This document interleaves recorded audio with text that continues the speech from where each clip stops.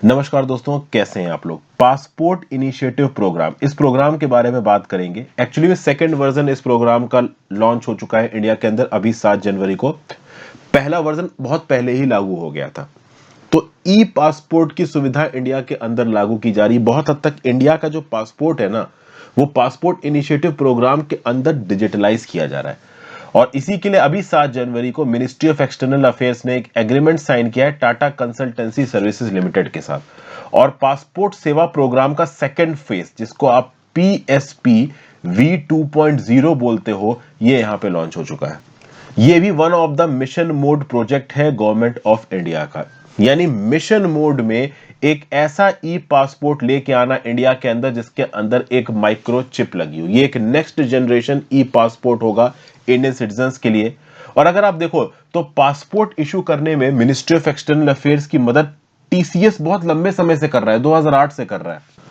तो ये जो मिनिस्ट्री ऑफ एक्सटर्नल अफेयर्स और टीसीएस का कोलैबोरेशन है ना, ये अब पीएसपी के वर्जन 2.0 में भी निकल के आ चुका है। तो पासपोर्ट मतलब चिप इनेबल्ड पासपोर्ट एमईए को इशू करवाने में मदद कौन कर रहा है? तो टाटा कंसल्टेंसी सर्विसेज मदद कर रहा है। $1 बिलियन का एग्रीमेंट हुआ है यहाँ पे एमईए के बीच में और टाटा कंसल्टेंसी सर्विसेज के बीच में।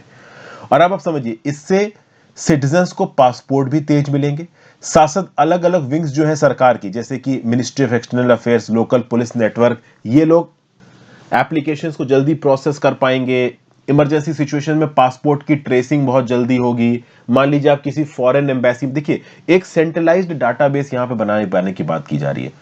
तो आप समझिए, अगर पासपोर्ट चिप इनेबल्ड पासपोर्ट होगा, तो चिप इनेबल्ड पासपोर्ट में खास बात क्या होगी कि पासपोर्ट इलेक्ट्रॉनिक है, ई पासपोर्ट है, तो उसको पुलिस भी जल्दी वेरीफाई कर सकती है, उसको एमईए भी जल्दी वेरीफाई कर सकता है। उसके साथ साथ इंडिया की जितनी भी एम्बेसीज है दुनिया भर में, ठीक है, इंडिया की मॉरिशस में एम्बेसी है, इंडिया की यूएसए में एम्बेसी है, दुनिया में जिन जिन कंट्रीज में इंडिया की एम्बेसीज है, उनके पास सेंट्रलाइज्ड एक्सेस होगा इस इलेक्ट्रॉनिक डाटाबेस का। तो भाई उस इलेक्ट्रॉनिक डाटाबेस के आधार पर कल की डेट में मान लो यूएस की किसी एम्बेसी में इंडिया का आदमी पासपोर्ट लेके घुसता है, तो उस पासपोर्ट की जेन्युइननेस और ऑथेंटिसिटी ऑन द स्पॉट वो एम्बेसी वाले चेक कर सकते हैं। अब तक क्या था, जो पासपोर्ट था वो मैनुअल था, उसके ऊपर मैनुअल ठप्पे लगते थे, मैनुअल इशू होता था।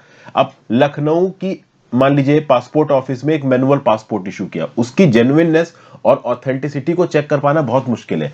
लेकिन चूंकि ई पासपोर्ट इशू हो रहा है, चिप बेस्ड पासपोर्ट इशू हो रहा है, तो उस चिप्स को आइडेंटिफाई कर पाना अब सेंट्रलाइज्ड डाटाबेस के आधार पर दुनिया में कहीं पे भी इंडियन एम्बेसी होगी उसके लिए बहुत आसान हो जाएगा। तो एक अलग ही प्रकार का डिजिटलाइजेशन यहाँ पे चल रहा है। ऑफिशियल स्टेटमेंट ने क्या बोला? The new initiative is aimed at creating a digital platform that would be transparent, more accessible and reliable, and it would be backed by a trained workforce. एक state of the art digital ecosystem बनाया जा रहा है इसके through, और जितनी भी government की अलग अलग विंग्स इन्वॉल्व है पासपोर्ट इशुएंस में, वो सब सेंट्रलाइज तरीके से यहाँ पे पासपोर्ट से रिलेटेड सारे सपोर्ट फंक्शंस में काम कर सकती है। एक और बात, टीसीएस यहाँ पे पासपोर्ट बनाने में मदद कर रहा है, इसका मतलब ये नहीं कि टीसीएस के साथ कोई बहुत सेंसिटिव डाटा शेयर किया जाएगा। जितना भी सोवरेन और सिक्योरिटी रिलेटेड फंक्शन है as far as the issuing of passports is concern, वो किसके हाथ में होगा? वो गवर्नमेंट के हाथ में होगा, ठीक है।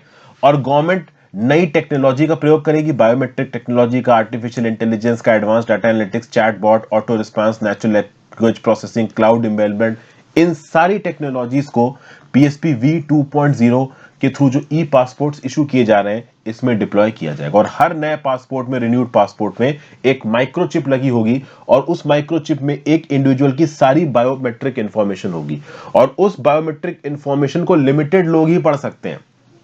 ऐसा नहीं कि किसी ने भी रेडियो फ्रीक्वेंसी आइडेंटिफिकेशन लगा के उस माइक्रोचिप के अंदर स्टोर्ड सारी इंफॉर्मेशन को पढ़ लिया, नहीं।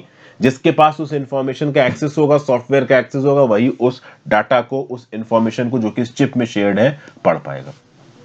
और जैसा कि मैंने बताया, जो भी चिप्स के अंदर इंफॉर्मेशन स्टोर्ड है उसके लिए डाटा सेंटर्स बनाए जाएंगे, डाटाबेसेस बनाए जाएंगे, प्रॉपर तरीके से एप्लीकेशन सॉफ्टवेयर बनाया जाएगा, और उस सॉफ्टवेयर का एक्सेस बहुत लिमिटेड लोगों के पास होगा।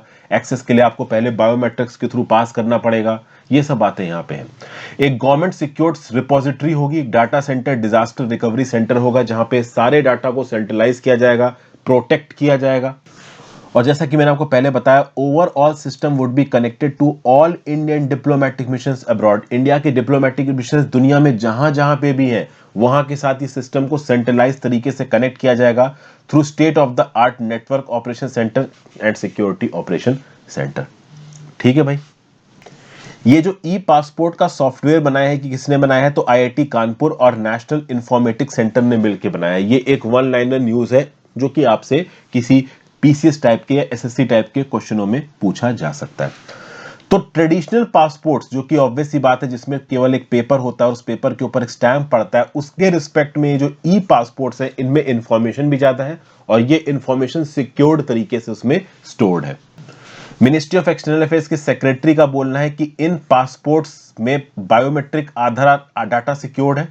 तो जो भी इमिग्रेशन पोस्ट है ग्लोबली, वहां पे आराम से एक इंडिविजुअल जल्दी पास ऑन कर सकता है। थोड़े ज्यादा डिजिटलाइज्ड आप कह सकते हो ये पासपोर्ट है। और रेडियो फ्रीक्वेंसी आइडेंटिफिकेशन के थ्रू कोई भी इस इंफॉर्मेशन को नहीं पढ़ सकता। ऑब्वियस सी बात है, डाटा चिप में स्कोर्ड है, उस चिप को डेसिफर करने के लिए एक स्पेसिफिक किस्म के सॉफ्टवेयर की जरूरत है, वो केवल ऑथराइज्ड पर्सनल के पास होगा। रेडियो फ्रीक्वेंसी आइडेंटिफिकेशन क्या होता है, तो ये टेक्नोलॉजी देखिए आज की डेट में हर जगह पे इस्तेमाल की जा रही है। रेडियो वेव्स की मदद से आप चीजों को आइडेंटिफाई करो। जैसे कि अगर आप किसी टोल नाके से गुजरते हो तो फास्ट टैग आपकी कार के ऊपर लगाए, तो उस फास्ट टैग के बार कोड को रेडियो वेव्स के थ्रू सिस्टम रीड कर लेता है और आपके पैसे काट लेता है फास्ट टैग में से। तो इसको बोलते हैं रेडियो फ्रीक्वेंसी आइडेंटिफिकेशन।